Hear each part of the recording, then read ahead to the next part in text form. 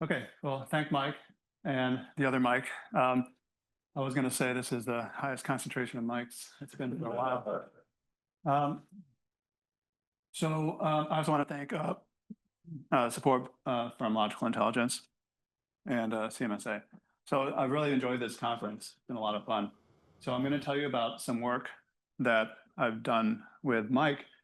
And at least for me, the work began roughly last winter when I was sitting in my office and I was just wondering what Mike was up to.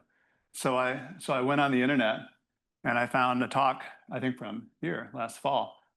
And I watched it and shot him an email and said, that's interesting. And here we are. So I'm a condensed matter theorist by training. And I'm going to take a point of view which is similar to what Mason described. So I'm going to view a K-theorem, which I'm going to tell you about, as a sort of prediction for the possible behavior of a neural network. And then I'm simply going to become an experimentalist and ask, to what degree is that behavior realized? And the goal is to try to understand this behavior with the hope that if we understand when it occurs, why it occurs, we might be able to use it, capitalize upon it, and make more efficient training or representation.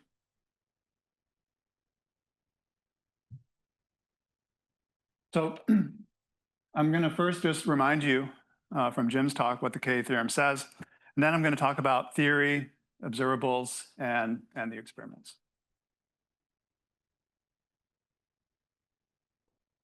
All right, so the K-theorem was really the response to Hilbert's 13th problem, which asked whether all multivariable functions, whether or not they could be decomposed into simpler single variable functions with addition.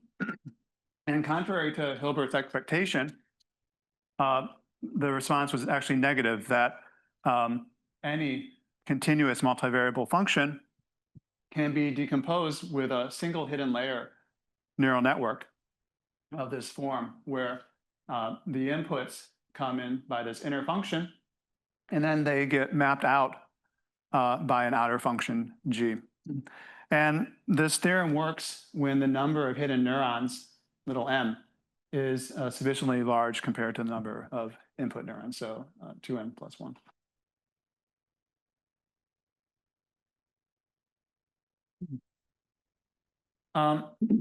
So this representation of a function is exact, but it's not unique. Okay, so you can have various choices of the phi sub ij and various choices of the outer functions G. But the one interesting aspect of this construction is that these inner functions, so this first layer map, if you like, from input to hidden layer, is independent of the target function f.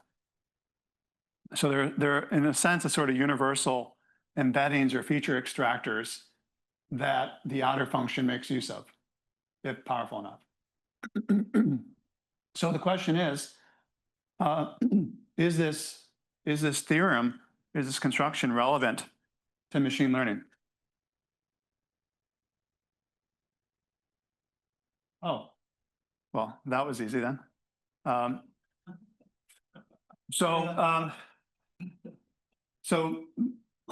The initial studies of this, or try to inclusion of this theorem, had a negative result, a negative point of view.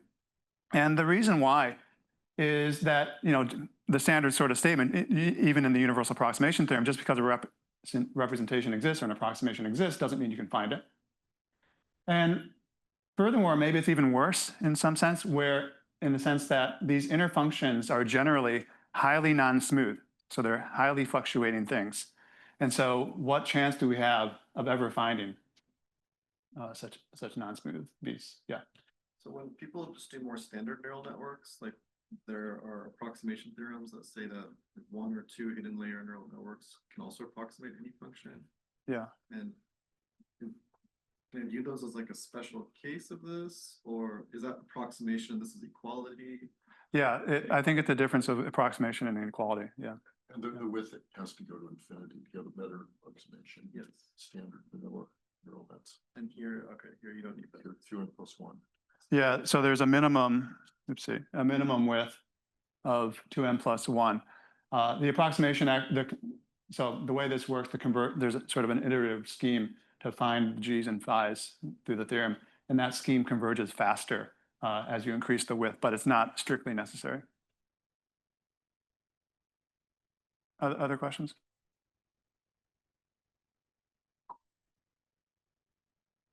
All right, so we're less pessimistic. And so we're going to view the K construction as one of many possible sort of effective solutions available to a network. And we're going to abstract some features of the K theorem, which I'm going to call generally K geometry, and ask whether those features are ever found in conventional neural networks. So that's what I mean by effective. So we're not going to engineer K geometry like in Jim's talk, but we're going to ask, is there a sense in which we're going towards, in the vicinity of a K solution? And we're going to measure the nearness, the distance we are to that solution with some observables, which I'll define as we go along. Yeah. Isn't this like highly dependent on sort of what kind of function you want to learn? So like if I think about the theory of complexity of functions, like there will be functions like high degree polynomials, which are very hard to learn with these sort of networks, but they are much easier to learn with other neural networks, I would expect. Yeah. And there are other functions which are very suitable for these. Yeah, it's a great comment. And I'm actually going to have a phase diagram with function complexity on the x-axis. And we're going to find that this K geometry, at least as we've seen it, only develops in a certain window of that phase diagram. Somewhat similar to what you're expecting. From a purely mathematical point of view, I think it's, I talked to some of the students of Arnold. It's a very bad information theoretic representation of many of the functions. Mm. But of course, if you restrict a set of functions, then it would be very good. Yeah, so I'm not saying it has to always happen. I'm saying I'm really just looking out into the wild and trying to ask, if I'm lucky enough, when does it occur? And what are the features of those functions when it does occur? But I'm not going to do a cataloging here, but that's an interesting thing to think about. Yeah. Other questions? All right, so let me describe now what I mean by K geometry. These are the observables. So that was the theory. Here are the observables. What are the features I want to measure? Okay, so it all has to do, at least in this talk, with special properties of this inner function, capital Phi. And this inner function is very special. It's the thing to think about because it's really, this embedding function is what allows you to construct the outer function and give an exact representation. And so the properties of the inner function are going to be measured by its Jacobian. So that's the derivative of this inner function or the first layer map with respect to data. And so by definition, the Jacobian is just a linearization, right, of some map. And we can, it's useful, I think, to think about this in two different ways. One is you can think of it as sort of a scalpel rotation at each point as you're going along. So it's like, another way to think about it, more closely related to neural networks, is it's telling you how a given hidden layer or hidden neuron J responds to variations in the input data space along some direction I. All right, so our task is to think about this Jacobian. So there's two general properties of the Jacobian of the inner map. The first is 0 rows. So in the Ka ideal, in the actual theorem, this inner map Jacobian has at least m minus n 0 rows. So let's just for concreteness take 5 hidden neurons and 2 inputs. That means that the Jacobian will have 3 rows of exact zeros. Okay? So three exactly flat directions. Now, which rows are zero, okay, and what the values of the non-zero rows are, that can vary, and that's actually a key feature. So that will fluctuate as you move in the data manifold, but there will be this sort of patterning as you move, which will be represented by this Jacobian. So that's the first main feature. The second is a feature that Mike dubbed minor concentration. And a minor is a determinant of some submatrix of a larger one. And so I'll just use the language of a size K minor has to do with a K by K submatrix of some larger one. And so what minor concentration means in this ideal example is that you're going to get a lot of zeros to this Jacobian. So what that means is the actual entries, 1 by 1 minors, and then the highest minors here are just 2 by 2. And so there's a single 2 by 2 minor here. So there's a lot of sparsity involved in this Jacobian. In a sense, if you think about a distribution of minors across all the data, you would expect from this ideal that there's a sort of bifurcated spectrum. So there's a peakedness about 0, that's these zeros here, and then there's some non-zero values whose magnitude I can't predict for you, but they're going to be away from the origin.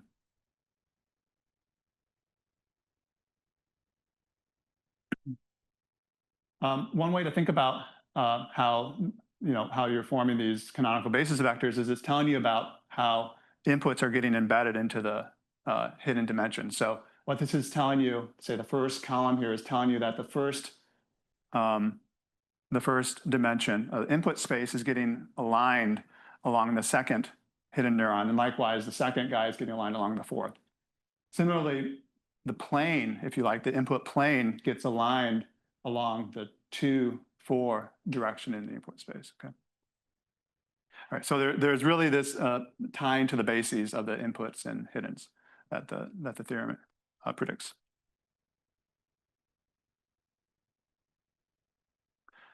All right. So that's the Ka ideal and the observables we like to measure to try to characterize it. And what we're going to do is we're going to look for that. And we're going to look for it in what we thought is the simplest possible model you could hope to realize. So we're going to study a one hidden layer, fully connected network. So this is just an affine transformation followed by some nonlinearity, which I'll take to be GLU, and then followed again by another linear transformation. So the correspondence here is that the unit function corresponds to this first layer map, sigma of the affine. And then the outer function for this MLP is just that outer linear map here. And our task is simply to measure this Jacobian, which has this form. It's the product of the weight matrix, the first layer weight matrix, and the derivative of this activation function.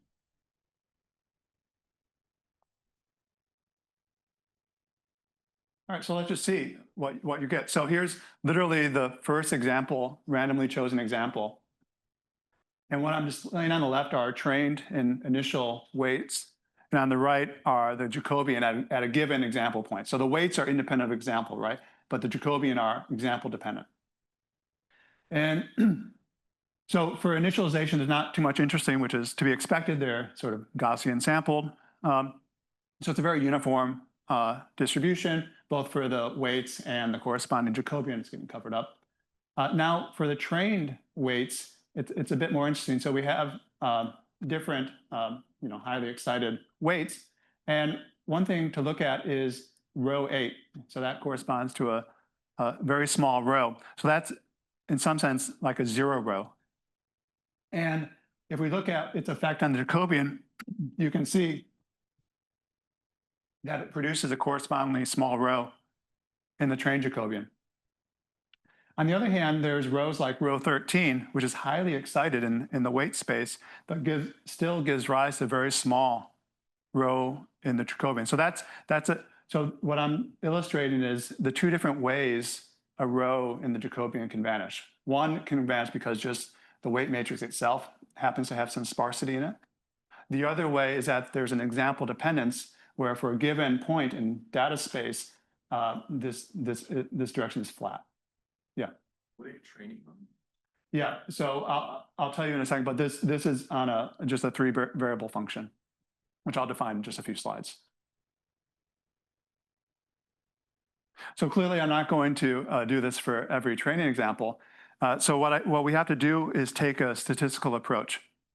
So we're going to consider ensembles of minors of the Jacobian and ask, whether or not that ensemble has statistically significant numbers of Ka-ness. And Ka-ness is going to be measured by a set of 4 observables. One is self-explanatory, 0 rows in the Jacobian. How many 0 rows on average does a Jacobian have, or its minors? And then there are 3 other observables, which I'll define as we go along. But generally, what their aim is to try to get at the minor concentration that may or may not be present.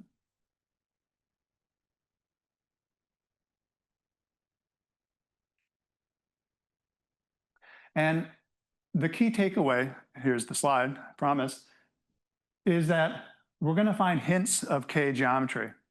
So we're going to find very small signals, not equal to the K ideal, but what we think are statistically significant, which will indicate that for a window of function complexity, K geometry develops. So it won't happen when the function is too easy or too hard, but in a sort of Goldilocks regime, the function is sort of just right.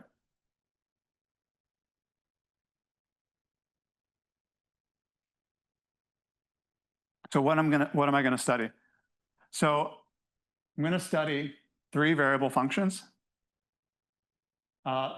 these 3 classes. So the first is, I'm going to call it an XOR function, sort of a continuous version of the Boolean XOR, which is just mod 2 addition of the inputs. The way to see that, if you're wondering, is you map inputs 0 and 1 to plus and minus a half, and outputs 0 and 1 to minus 1 and plus 1, okay? And so at least on those points, it will agree with the Boolean, but then it'll be continuous away from that. The other functions are just a linear function, again, just a trivial baseline function, and then a random function where that randomness is just sampled from the uniform.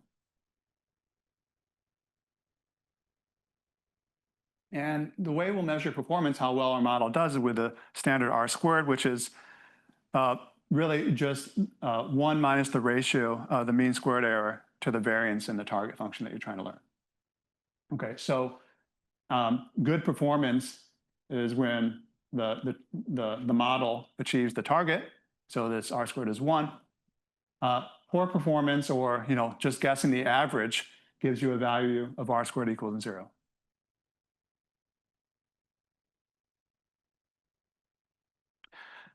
So we're going to study these functions, so these single hidden layers, across a number of hidden dimensions, going from small to large, or moderately large. And as you might expect, the performance increases as you increase the number of hidden layers. That's not a surprise. And it goes from 0.4 all the way up to almost perfect learning for the XOR function.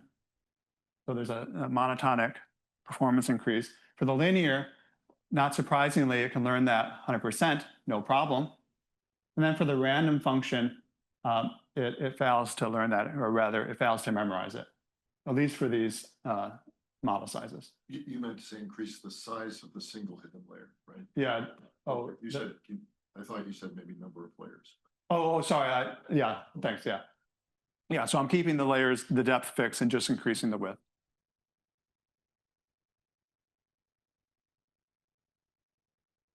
Now, it's going to be convenient for me to organize these minors in what I'm going to call size K minor matrices. So the first one, J1, is just literally the absolute value of the Jacobian. And then size 2 is just a matrix which contains the 2 by 2 minors of the model of the Jacobian. So just an ideal example here here's the size 1 minor matrix where I'm just taking the absolute value of the Jacobian. And then if I look at the size 2 minor matrix, there's just a single non-zero row, at least in the ideal.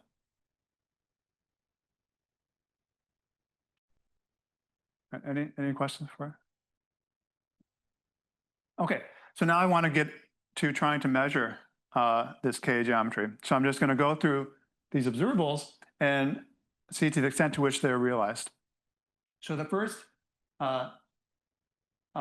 observable is the zero rows. And what you might wonder, how do you even define a zero row, right? In an experiment, okay, here.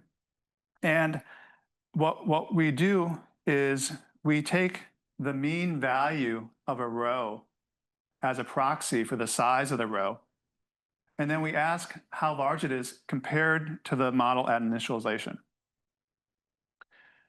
So what we've done here is we've taken the size 1 minors and just plotted them in a rank value plot in ascending order. And so for the initial model, which is the thing in red here, there's a sort of a linear increase in minor size as you go in rank, and then there's a sort of a high rank behavior. For the XOR model, in contrast, there is this low rank regime where there's at least some number of small rows. And what we'll do is we'll say that a row is 0 if it's below some quantile of row means in the initial model. So these horizontal green lines, they correspond to different quantiles, the first quantile, the 10th quantile, and the 100th quantile. And it's not immediately obvious what quantile you should choose, but there's a bit of a nod here. And so the first quantile I'll use as the determiner of anything below that I'll take to be 0. A different way of saying that is all these blue rows I'm treating as 0, and I want to ask what percentage of them are 0. If that percentage is near my quantile, say 1%, that's not significant. But if it's larger than 1%, I'm going to view that as a statistically significant number of 0 rows. Just for the people in the back of the room who maybe can't read the labels, blue is trained and red is initial. Yep. And so the different panels here are the different minor sizes. And so a common theme will be that the metrics get exacerbated or accentuated as you go to higher minor size. So the number of 0 rows in the size 1 minor is around 2 to 3%. Higher, as you go to higher, you can get up to 12% of 0 rows, which means that they're below a certain quantile in the initial model. Now, if you were standing here, you would be able to read these numbers. And if you did that, you would notice that the numbers here are varying. So the green lines here, this is a 1% line. The line on the right here is a 3% line. Why choose different quantiles? Well, the idea comes from here. So if we take the ideal, we see that 60% of the rows should be 0. And these 0 rows in the lower minor matrices will produce 0 rows in the higher. So we should increase the quantile that defines 0-ness as we go up in minor size. And so roughly for a small q, it increases linearly with minor size. So that was the XOR model. Okay, and what we saw is some development of 0 rows. How does that compare to the other linear and random? Well, for the size 3 minor matrices where the effect is most pronounced, most easily discerned, you see that these zip plots, it's very hard to, well, at least for the linear function, there's hardly any difference between the trained and initial model. For the random, there's a very small difference.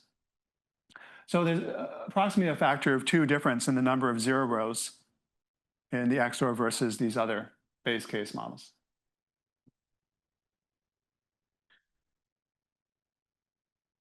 All right, so that's the zero row metric. I'm now going to move on to the minor concentration, but are there any questions about this? Okay, so minor concentration, what is it intuitively? Well, here I'm plotting the distribution of size 3 minors in trained models. And what is apparent from the figure is that the XOR model has a larger number of outliers. And it also happens to be true that it has a much higher peakedness at 0. So it's this simultaneous feature of large number of minors at 0 and large heaviness of the outliers. And so we'd like to develop some metrics which will probe this. Okay, so it's obvious from the distribution, but we want to have some measurable numbers.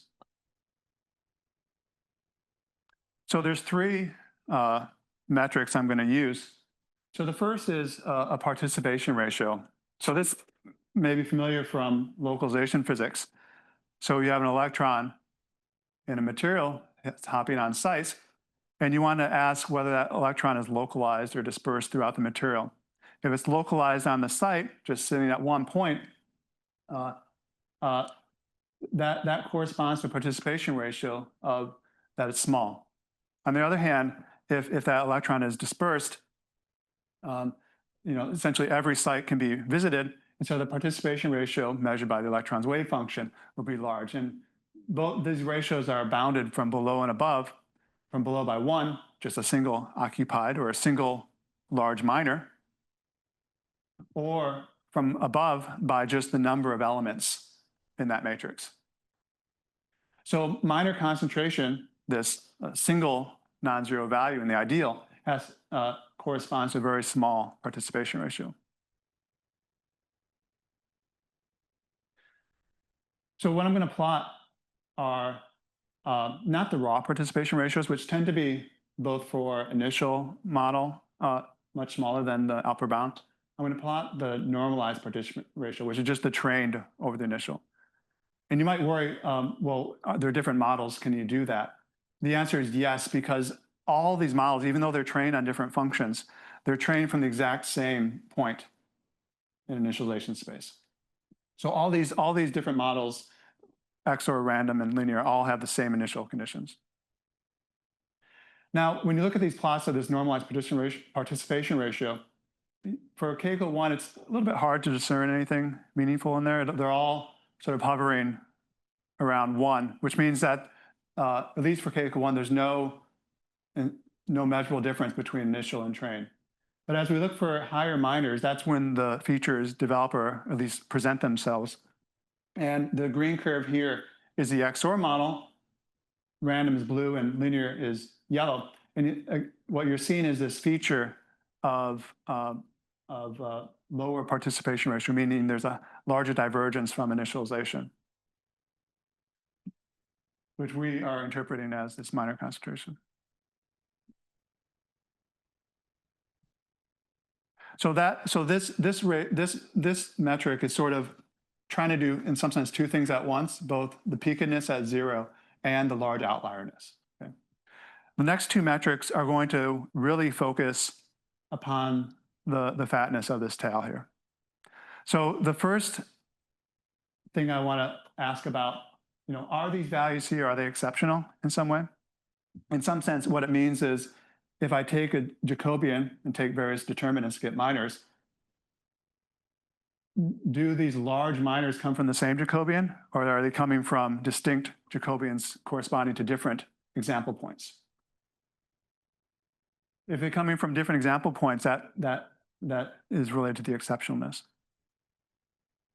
So what we're going to do is we're going to use this measurement metric called the random rotation ratio. Okay. And what it's doing is it's going to try to compare the most exceptional minor with what I'll call the most disturbed minor. Right? So the most exceptional, what is that? Well, I just take the minor matrix, for a given example, X, and just take the max. Okay. To get the most disturbed, I have to do something. So what I do is I take a random orthogonal rotation, and apply it to my Jacobian. I then compute the corresponding minor matrices. That just means take determinants of submatrices. And then for each size, I take the max. That gives me one disturbed model. So that's messing up any alignment that may be present. Now, I repeat that process for a number of orthogonal matrices, and I took around 400. And I take the ratio of the exceptional to the average disturbed. Okay, that's sort of hard to follow, I would say. So, what should you expect here? So let's just take some toy examples. So one would be maximally aligned, where there's a three-dimensional identity matrix and the rest zeros. And then the other two are different sort of uniformly distributed entries. So one, I take the entries from the normal, and the other I just take from the uniform distribution. And the main thing to note, I would say, is that for the aligned case, this ratio increases with minor size k. On the other hand, for the other cases where it's sort of, there's no alignment, so completely distributed, evenly distributed, these numbers are hovering around 1.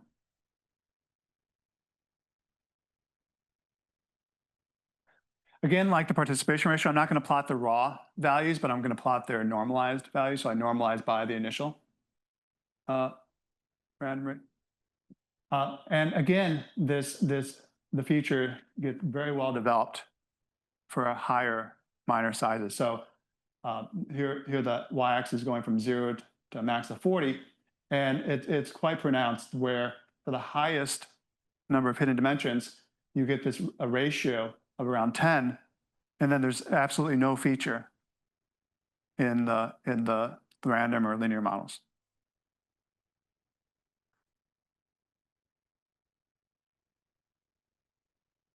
Now, that was a measurement of exceptional outliers, but it doesn't tell us about sort of the alignment of this map on average, okay?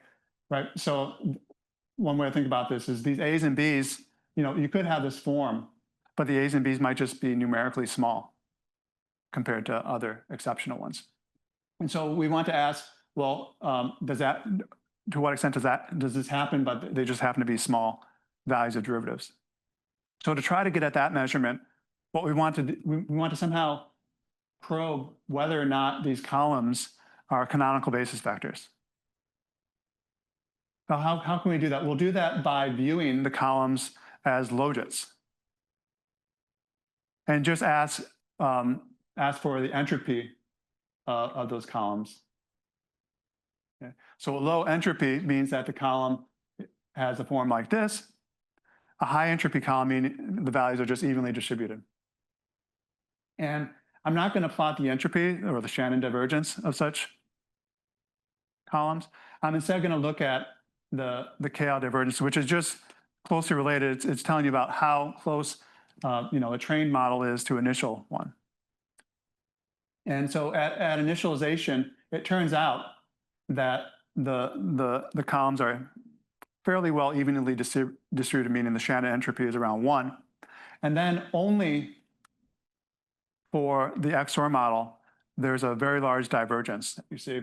And in this case, it's monatomic, so there's an increasing divergence with performance. So the takeaway from this metric and the previous one is that there's not only a high degree of alignment for a select few examples, but also really on the average.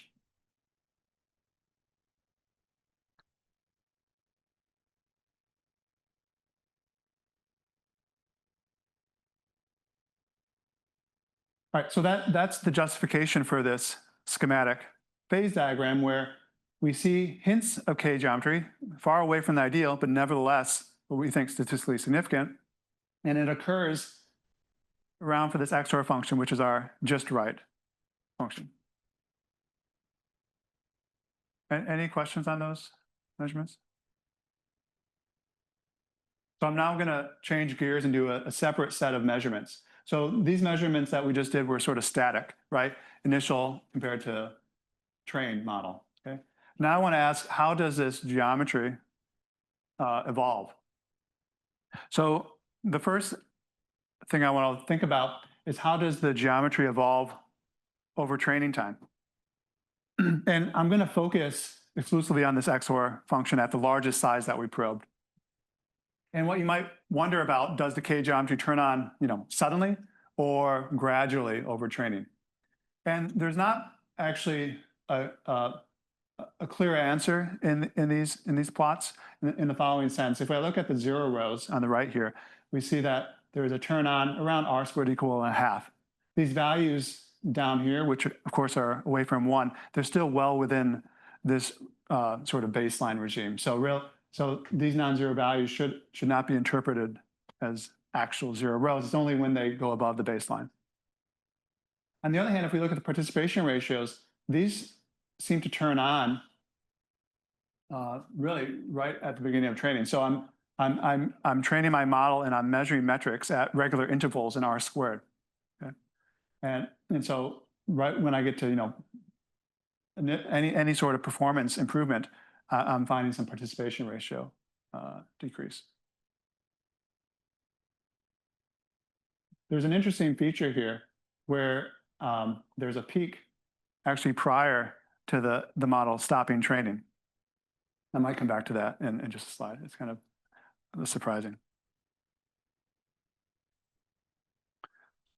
Okay, so this was a dynamical experiment where we measure these metrics, K metrics, over training.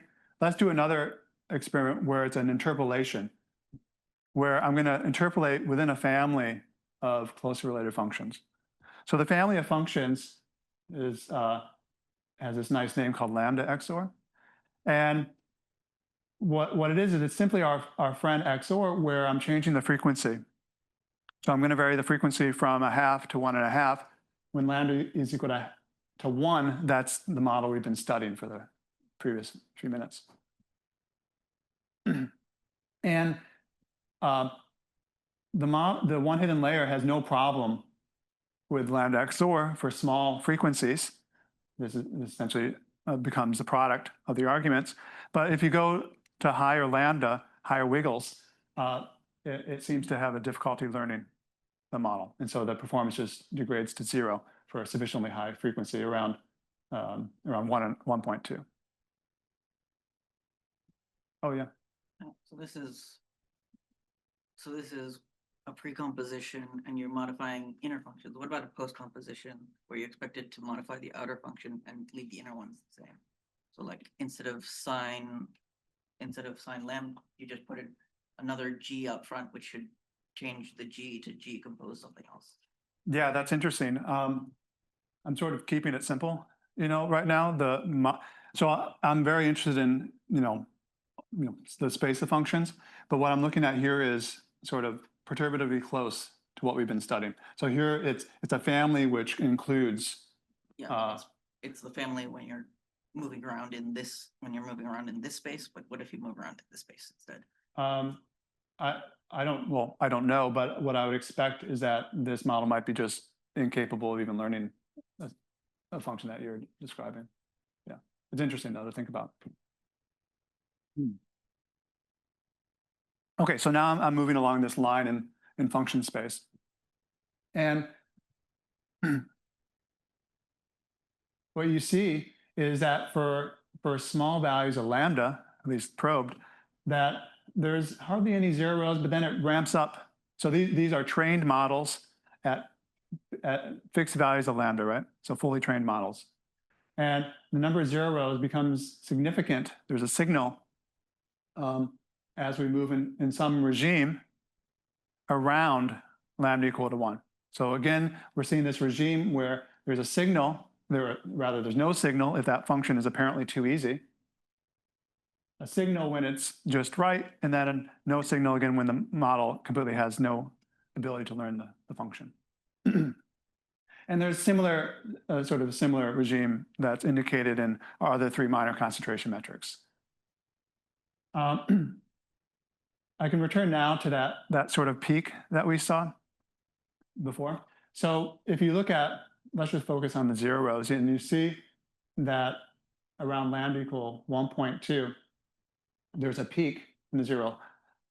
It's sort of hard to know because the error bars are so large, whether this is a legitimate peak or there's just a big hump, you know, in the Goldilocks regime here. But if you take this as a peak, 1.2, that happens to coincide when the R squared is around 0.8. Interestingly, that also corresponds to where there's a peak here when we were doing these dynamical measurements, measuring the metrics over time. So it's something like it tried really hard and had some of this K geometry here, which then relaxed to the final solution, or when it was training on a more difficult problem for it, it tried its best, but you know, it can only do so well.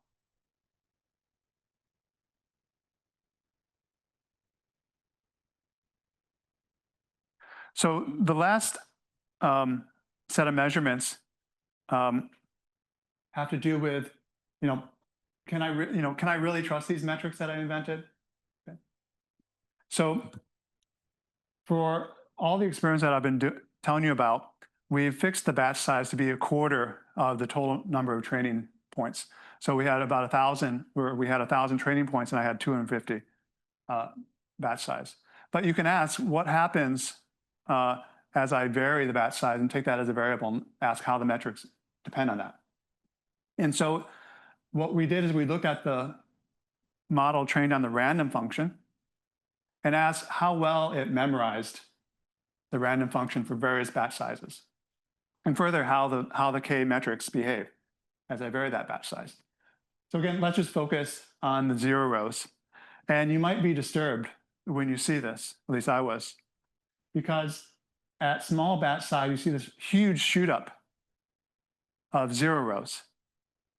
So most naively, it seems like there's K geometry developing here, but it's developing when the model has horrible performance. It has an R squared, training R squared of approximately 0. Likewise, although it's hard to see on this plot, which is linear, but also at full batch, again, there's these 0 rows developing. So both at, and we were working previously around 250. And so both at largest and smallest batches, there naively seems to be some K geometry developing without any performance, all right? So is something going wrong? Are these metrics not really representative of any genuine sort of structure, or at least useful structure? So at small batch, it turns out that nearly all of these 0 rows are due to 0 rows in the weight matrix. So the Jacobian is this simple form of a product where the derivative term depends on the data. And then the weight matrix is, well, it's just fixed, independent data, right? And so 95 to 97% of these 0 rows on the left here are these rows that are consistently 0 across all examples. So that is not Ka. Ka is this data-dependent patterning. Now, I don't know why actually these 0 rows develop for small batch size, but it's sort of like the model is saying, I sort of give up. Okay, let me just guess the average and call it a day. I mean, after all, a random function for a finite sample is some high degree polynomial. And maybe a good approximation is just to guess 0. Okay, so my claim is that despite being large percentages, this is not Ka geometry for small batch. What about larger batch? So these values here. So this is actually more disturbing because if you look here, the metrics look almost identical to what full batch metrics show for the XOR function, where performance is 100%.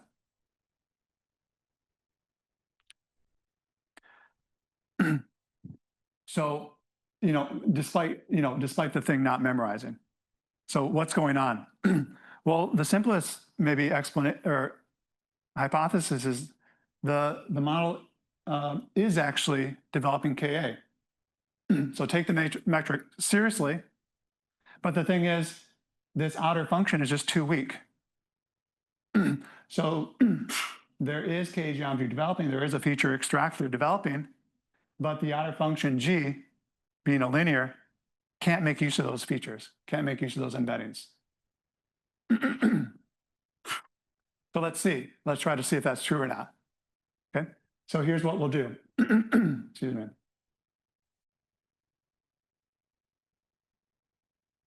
So we'll train our one hidden layer. I'll call that a base MLP, and I'll extract out the first layer feature map. So that's just sigma on the affine. I'll use that as fixed inputs to a second one hidden layer MLP. The second hidden layer will be sort of our stronger outer function. Instead of being linear, it now has this nonlinearity sigma. And I'll ask this bootstrapped model, which combines the two, how well does it memorize? And the answer is given by this green curve. So as I vary the batch size, for small batch size, it continues to do poorly in terms of memorizing the random data. But as I go to largest batch size, shoots up to around 65% or so. So I view this as evidence that that first hidden layer, even though the model itself is not performing well, it is developing some structure which could be useful. But without a powerful outer function, it just can't use it. And as some of these plot lines as comparison, this red curve is the most relevant one. That's just a standard two hidden layer. So just take a two hidden layer and train it in a standard way, and you can get memorization performance around 75%. So this bootstrap one doesn't quite achieve that, but it's in the ballpark.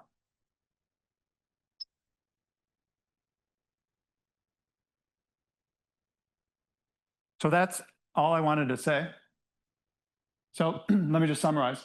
So in contrast to this universal approximation theorem, the Ka gives a target function independent structure to networks. And we hope, and there's evidence from Jim's talk, that this structure may help with interpretability of models. Well, one thing that we hope is that this structure might motivate new training techniques that will make use of K geometry. Now, one worry that we have, I'll end with a worry, which is the number of minors. So in our model, we just had 3 inputs and 32 hiddens. And so it was simple to calculate everything. But in large models, the number of minors is going to grow exponentially. So the number of minors is going to be astronomical. Okay? So impossible to compute. So that's a challenge, okay, in using our metrics. But we think you might be able to use a sampling technique to probe these models. And if the model is developing Ka, support it.